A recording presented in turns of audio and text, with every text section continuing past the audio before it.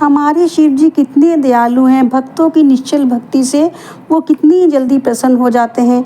आइए आपको एक ऐसी कहानी बताते हैं कि कैसे शिव जी ने अनजाने में की गई एक चोर की भक्ति से प्रसन्न होकर उसको धन धान्य से भर दिया।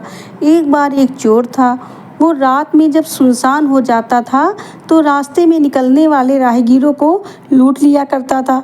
वो इसी से अपने परिवार का पालन पोषण करता था। एक बार वो रात में एक पेड़ पर बैठा था और राहगीर का इंतजार कर रहा था कि कोई राहगीर उधर से निकले और वो उसको लूट सके।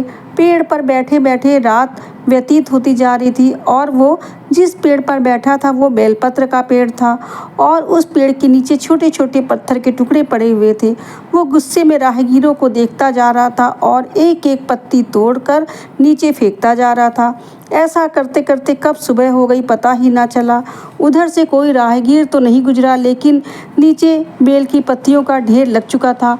और कहते हैं कि कण कण में भगवान बसते हैं और पत्थर में तो लोग शिव जी को पूजा करते हैं और वहाँ पर लोग वो जो पत्थर थे शिव जी की भावना से जल चढ़ाया करते थे।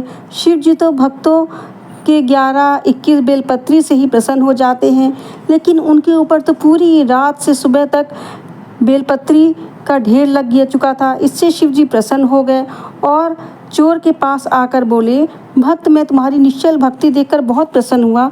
तुमने पूरी रात से सुबह होने तक मुझको बेलपत्र चढ़ाकर मुझको प्रसन्न कर दिया।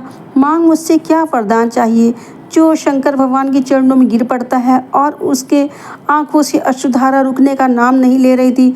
उसने कहा, अगर मैं आपकी सच्चे मन से पूजा की होती तो मैं आज चोरी ना कर रहा होता।